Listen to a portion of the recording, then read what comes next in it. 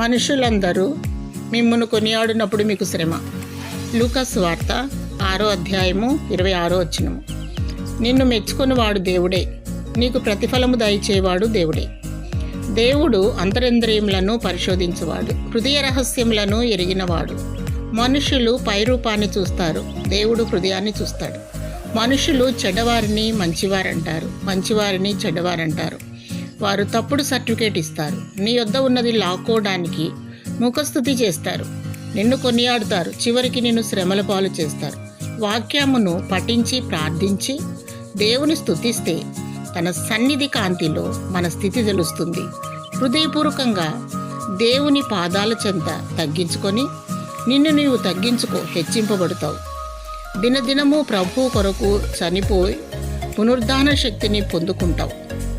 యేసుక్రీస్తు ప్రభునందు రక్షణ మారు మనసు పొంది ఆయన నామములో బాప్తిజం తీసుకొని లోకానికి వేరై పరిశుద్ధత కలిగి ప్రత్యేకింపబడి వధువు గుంపులో ఉండి ఎత్తబడదువు. దేవుడు నిన్ను శ్రమలో నుండి తప్పించి ప్రత్యేకపరిచి నిన్ను దీవించునుగాక. ఆమేన్.